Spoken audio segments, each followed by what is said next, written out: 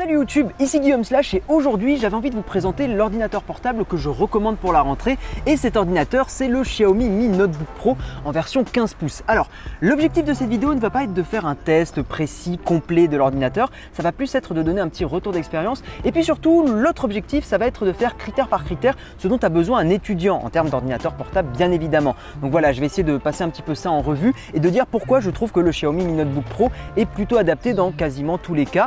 Après évidemment cet ordinateur il a des petits défauts, on en parlera à la fin de la vidéo parce que c'est quand même super important avant de l'acheter. Mais écoutez, en attendant, c'est parti. En plus on est au jardin des plantes, c'est exceptionnel et on a un peu chaud mais bon, ça va Gaël? Ouais, ça va. Bon, et bien très bien. Écoutez, on attaque tout de suite, c'est parti.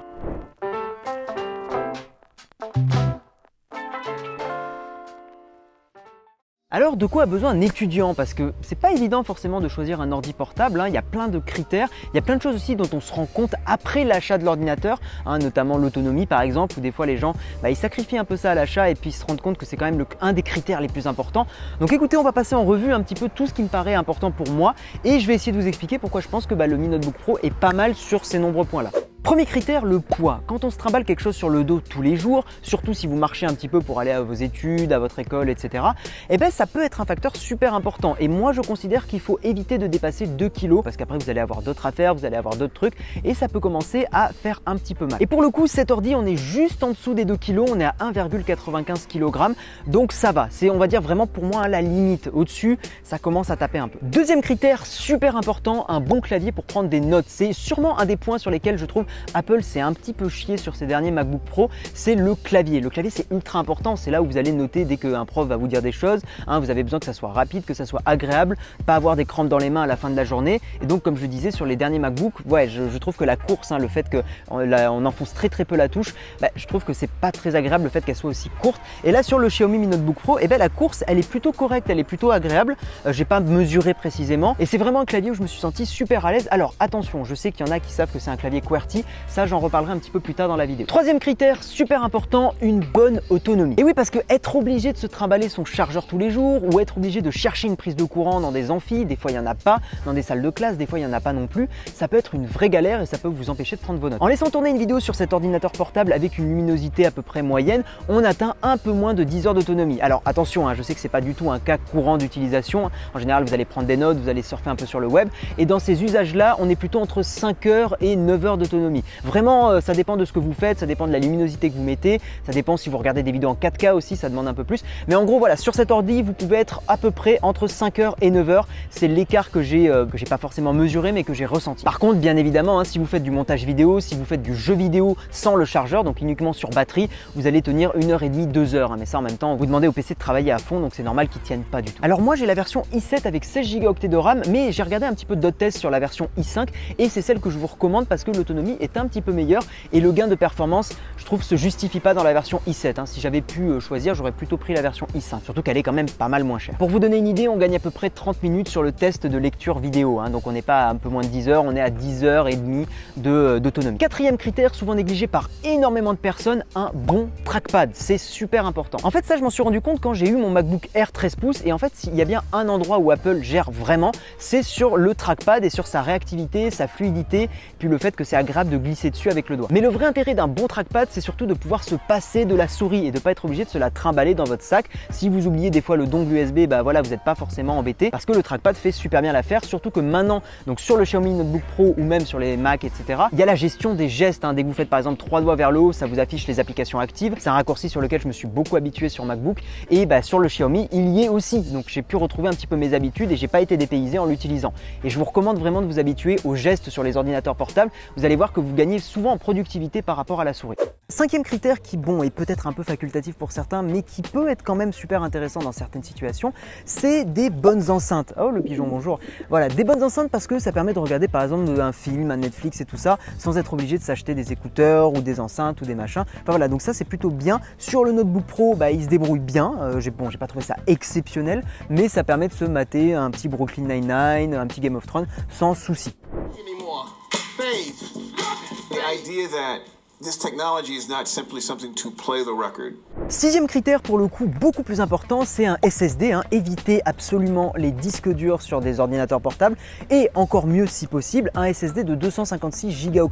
Parce que 128, j'ai eu pendant mes études, c'est très chiant, c'est vraiment très chiant et pour peu que vous ayez une grosse vidéo que vous ayez tournée ou pour peu que vous ayez un gros projet de développement, des fois il y a des projets qui peuvent vite monter à 15-20 Go, des trucs que vous installez, un petit jeu vidéo, des choses comme ça, vous allez être super vite limité avec 128 Go, donc 256 c'est vraiment le minimum syndical pour être tranquille et pas se sentir limité. Et contrairement à pas mal d'ordi portables de sa catégorie, le SSD du Mi Notebook Pro, assez étonnamment d'ailleurs, il est très rapide, je vous mets un petit peu les résultats que j'ai eu et j'ai été vraiment étonné parce que c'est en général quelque chose qu'Apple fait un petit peu mieux que la concurrence, d'avoir des SSD qui carburent à fond. Et celui du Mi Notebook Pro est vraiment très bon. Et donc quand vous allez ouvrir des logiciels, quand vous allez ouvrir des choses qui vont demander de la rapidité de lecture et d'écriture, bon là en l'occurrence de lecture, vous n'aurez pas trop de lag ou très peu. Contrairement à un disque dur qui des fois lui peut bien faire laguer les choses et par exemple aussi le démarrage de Windows est ultra rapide sur le Notebook Pro. Septième critère, un processeur plutôt correct pour pas que ça rame, alors que ça soit la version i7 que j'ai ou la version i5, globalement les deux sont très bons. Je vais pas détailler et rentrer en détail dans les performances et tout parce que ça serait un peu barbant,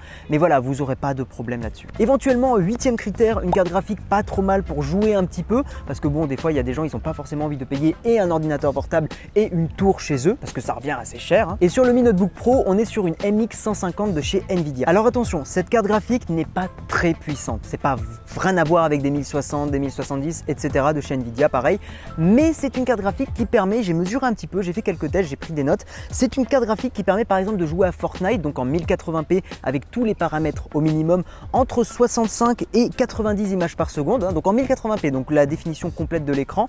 Et sur Overwatch, on est là pour le coup entre 70 et 90 images par seconde, toujours en 1080p avec les paramètres graphiques au minimum. Donc ce que je veux dire, c'est que évidemment vous n'aurez pas des paramètres graphiques à fond et vous n'aurez pas un jeu magnifique, mais sur des jeux qui sont plutôt bien optimisés, donc notamment Overwatch et Fortnite qui sont un peu des jeux du moment, voilà, ça va plutôt bien tourner. Après sur PUBG, j'ai pas pu tester, j'ai cru lire sur certains tests que c'était un peu moins glorieux, donc si vous êtes un gros joueur de PUBG, attention, c'est peut-être pas forcément l'ordinateur portable qui est fait pour vous. Mais sur des jeux voilà, style Overwatch, Fortnite, LOL, CSGO, vous aurez absolument aucun souci et ça pourrait être une bonne machine de jeu en dépannage. Et enfin, le dernier critère, je suis sûr que si je l'avais pas dit, il y aurait plein de gens qui m'auraient mis en commentaire, mais pourquoi tu parles pas de ça?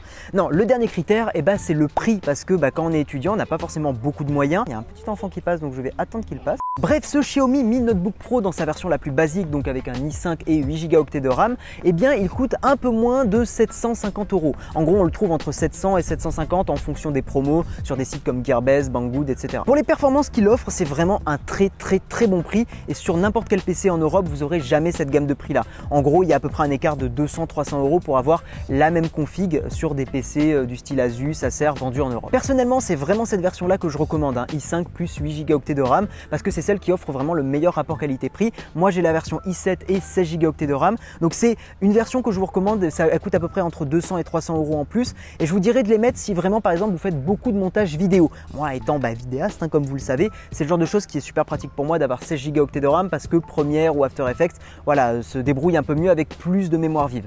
Mais encore une fois, si vous faites que du jeu vidéo, si vous faites que de la prise de notes, si vous faites du surf léger, un peu de Netflix, un peu de choses comme ça, prenez la version 8 Go, vous ne serez pas bridé, vraiment pas. Bon, donc on vient faire un tour un petit peu des critères d'étudiants comme je les appelle, et maintenant je vais vous parler un petit peu de ce qu'a en bonus par rapport à tous ces critères là le Mi Notebook Pro, des petites features qui sont sympas, et puis ensuite je vous parlerai de ses défauts, parce qu'il y en a et c'est important de les avoir en tête avant d'acheter.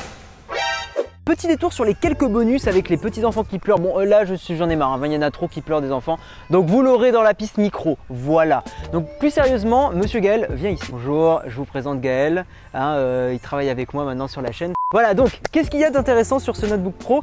Eh bien déjà un design en alu, c'est pas trop mal pour le prix. Je vous rappelle qu'on est entre 700 et 750 €. Il n'y a pas un design en alu comme ça sur tous les ordinateurs de cette gamme de prix. Également, il y a un petit capteur d'empreinte qui va être ici, capteur d'empreinte qui fonctionne vraiment bien, j'ai jamais eu de souci avec. Des fois il faut remettre le doigt une ou deux fois, bon ça peut arriver, mais comme sur un capteur d'empreinte sur téléphone, des fois ça marche pas à 100%. Et ensuite surtout il y a un clavier rétroéclairé. Et oui, parce qu'un clavier rétroéclairé, la nuit, quand vous êtes dans votre lit, vous matez un petit Netflix, c'est quand même sympa.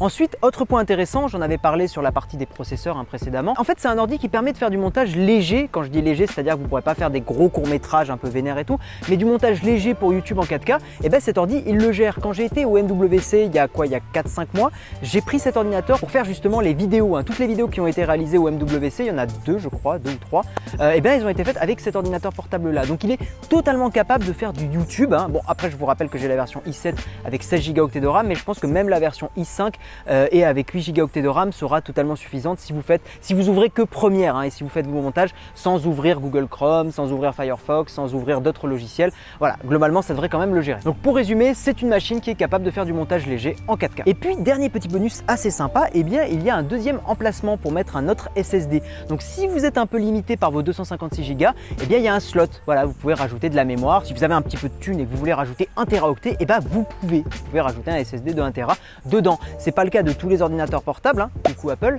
mais voilà, c'est possible sur le Notebook Pro et c'est cool et je trouve ça intéressant de le mentionner quand c'est présent. Parlons maintenant des défauts de cet ordinateur parce qu'il y en a quelques-uns, comme je vous l'ai dit dans cette vidéo. Et puis, encore une fois, vous allez dépenser potentiellement plus de 700 € dans cette machine.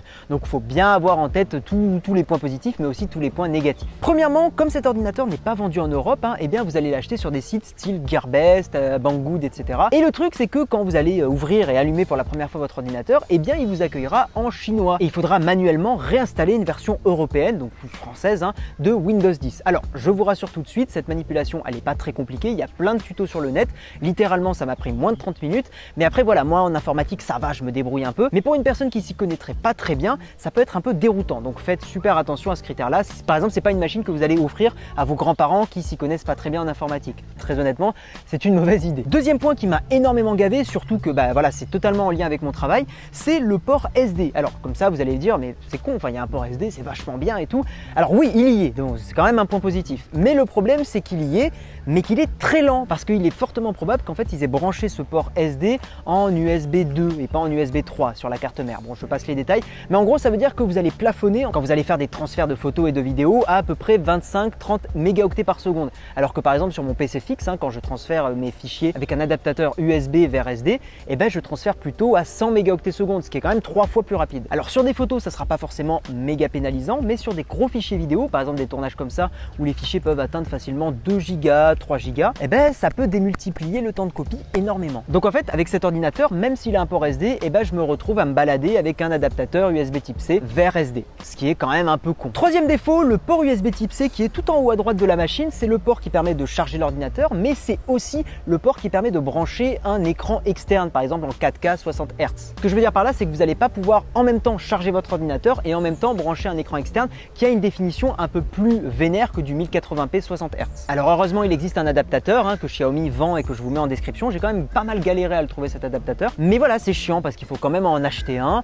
et c'est un peu pénible. Après, si vos écrans sont tout à fait classiques, donc des écrans 1080p 60 Hz, vraiment de trucs basiques, vous avez quand même une prise HDMI, donc vous pouvez le brancher en écran externe. C'est pour ça que cette machine, si vous la branchez donc en HDMI sur un rétroprojecteur, enfin vidéoprojecteur pour être précis, vous n'allez pas avoir de soucis vu que c'est en général, comme je l'ai dit, du 1080p 60 Hz. Quatrième défaut, toujours dans le domaine des connectiques, il n'y a pas de Thunderbolt 3. C'est le genre de truc que moi j'ai trouvé super bien sur les MacBook Pro d'Apple. Bon, ça a été énormément critiqué par plein de gens parce qu'ils ont enlevé des ports HDMI, ports SD, etc. Mais l'avantage du Thunderbolt 3, c'est que c'est une connectique qui permet énormément de choses. J'en avais parlé sur ma vidéo de l'USB type C que je vous invite à retrouver, elle apparaîtra en fiche ou dans la description. Ensuite, comme encore une fois c'est une machine qui est vendue en Chine, il n'y a pas de clavier, il n'y a pas de version en fait avec un clavier AZERTY sur le Mi Notebook Pro. Donc en gros, peu importe où vous l'achetez, vous vous retrouverez avec du QWERTY. Alors là, vous avez deux solutions. Soit comme par exemple Léo Techmaker, vous vous habituez au QWERTY. Moi, c'est juste pas possible. Bon, lui, il y arrive, mais bon, moi vraiment j'ai du mal. Ou alors, vous achetez sur Amazon pour même pas 5 € des petits autocollants. Moi, c'est ce que j'ai fait. Je vous montrerai un petit peu en gros plan sur la vidéo ce que ça donne. Je trouve que le résultat est plutôt clean. Alors évidemment, c'est pas aussi bien que juste le clavier nature peinture, mais voilà, ça passe bien et ça permet d'avoir les touches et le clavier AZERTY sans forcément détacher les touches, parce qu'il y a des techniques comme ça où on peut en gros arracher la touche et la remplacer manuellement. Bon, ça c'est un petit peu risqué, je vous déconseille de le faire, mais des autocollants, ça marche plutôt bien. Alors par contre, il y a quand même deux défauts aux autocollants. Le premier, c'est que vous perdez une partie du rétroéclairage du clavier, et le deuxième problème, c'est que comme c'est un clavier QWERTY, même avec les autocollants, vous ne pourrez jamais récupérer la touche supérieure A ou inférieure A qui est juste à côté de la touche Shift. Voilà, c'est une touche qui est vraiment réservée réservé au clavier AZERTY. Et si j'en parle, c'est parce que pour certains développeurs, notamment du développement web où on met souvent des balises, ça peut être gênant. Donc voilà, gardez bien ça en tête. Après, on peut s'y habituer totalement. En plus, maintenant avec des outils de développement en général, on tape rarement manuellement à la main les balises. Mais donc gardez bien en tête que faire inférieur à ou supérieur à, ça peut être plus compliqué sur cette machine. Maintenant, l'autre petit défaut dont je voulais parler, ça se situe plutôt au niveau de la construction de la machine, de la qualité de construction. Alors très honnêtement, pour le prix, c'est une machine qui est super bien finie. Elle est solide, tu sens que ça va pas casser même au bout de 3-4 ans. Le seul truc, c'est que sur le trackpad, j'ai remarqué ça, en fait on ne peut pas cliquer dans le coin en haut à gauche. En gros, c'est pas possible, c'est beaucoup plus dur que dans le coin en bas à droite où la main et le doigt en fait se situent en général. Dans une utilisation courante, c'est absolument pas gênant, mais je trouve ça dommage que toute la surface du touchpad ne soit pas cliquable de façon uniforme. Pour le coup, c'est un truc qu'Apple fait bien sur ses MacBooks, vous pouvez cliquer dans le coin tout en haut à gauche ou tout en bas à droite et ça sera cliquable exactement de la même façon. Bien sûr, gardez bien aussi en tête que la garantie, ça sera un petit peu plus complexe que des machines vendues en Europe, vu qu'encore une fois, vous allez l'acheter sur des sites d'import. Donc bon, globalement, j'ai eu en fait des retours souvent mitigés, c'est-à-dire qu'il y a des gens pour qui ça se passait bien la garantie, ça mettait un peu de temps mais ça se passait bien, par exemple sur Gearbest, mais j'ai eu aussi des gens qui ont eu pas mal de galères, toujours sur des sites comme ça. Donc là, pour le coup, c'est un peu au bonheur la chance, ça dépendra un petit peu de, voilà, si vous avez de la chance, c'est un peu pénible, je reconnais, mais des fois, même en Europe, la garantie fonctionne pas super bien. Je me rappelle de mon Galaxy S7 que j'avais renvoyé, bon, c'est pas un ordinateur portable, c'est un téléphone, mais même mon Galaxy S7, on pourrait se dire que c'est Samsung et que c'est la garantie Samsung, ça a mis quasiment un mois à ce que je puisse l'envoyer, qu'il me le répare et qu'il me le renvoie. Donc bon. Voilà. Et enfin, on va terminer sur l'écran parce qu'il y a deux petits trucs à dire dessus. Premièrement, c'est un écran brillant. Donc le problème d'un écran brillant, c'est que comme vous le voyez, ça va refléter tout ce qui se passe autour. Et si vous travaillez beaucoup en extérieur, dans des cafés, dans des choses comme ça, ça peut être un peu gênant. Si vous avez des lumières derrière vous, ça va faire des reflets. Vraiment, les écrans mat, c'est beaucoup mieux. Et enfin, l'autre truc, alors j'appellerai pas ça un problème, mais plus une préférence, et ça dépendra beaucoup aussi de vos besoins, c'est que c'est un écran 15 pouces. Et le 15 pouces, c'est pas forcément fait pour tout le monde. Moi, j'ai eu pendant mes études du 13 pouces. Et le 13 pouces, je trouve que c'est le bon compromis entre mobilité et praticité. Le truc, c'est que en fait, je me suis rendu compte que le 15 pouces était quand même assez sympa aussi. Par exemple, si vous jouez, avoir un 15 pouces au lieu du 13 pouces pour voir les ennemis un peu loin sur Overwatch et tout, je trouvais ça très agréable. Et puis même en général, avoir un écran un petit peu plus grand, c'est quand même sympa pour les yeux aussi. Ce que je veux dire par là, c'est que si vous êtes à la recherche d'ultra mobilité, effectivement, le Xiaomi Mi Notebook Pro sera peut-être pas fait pour vous. Mais si vous êtes à la recherche de quelque chose qui reste quand même assez léger, encore une fois, il fait moins de 2 kg, avec un écran de 15 pouces qui est quand même plus agréable pour faire un peu de jeux vidéo, même pour faire du développement et des choses comme ça, c'est vraiment un ordinateur portable que je vous recommande. Voilà, je pense que j'ai fait à peu près le tour sur ce Xiaomi Mi Notebook Pro. Encore une fois, c'est vraiment un PC portable que je recommande pour les étudiants et même pour les personnes qui ont envie d'avoir un bon PC portable avec eux. En sachant encore une fois que son principal avantage reste son rapport qualité-prix, vraiment exceptionnel. Après, c'est normal, c'est produit en Chine, ça s'achète en import. Donc voilà, ce que vous allez gagner au niveau du prix, vous pouvez le perdre sur d'autres critères et notamment sur les critères dont je viens de parler à l'instant. Comme d'habitude, si cette vidéo vous a plu, on n'oublie pas le petit pouce bleu, l'abonnement, la cloche aussi parce que YouTube change un peu. Donc maintenant, si vous voulez rater aucune vidéo, pensez à mettre la petite cloche, voilà, ça fait plaisir. Également, vous avez mes différents réseaux sociaux, le Twitter, le Facebook, l'Instagram. Alors, je suis pas mal sur Instagram, j'essaye de faire beaucoup de photos maintenant, donc n'hésitez pas à me rejoindre là-dessus. Comme d'habitude, je remercie tous les Patreons qui soutiennent financièrement cette chaîne. Et puis, bien sûr, moi, je vous dis à la prochaine. Ciao tout le monde!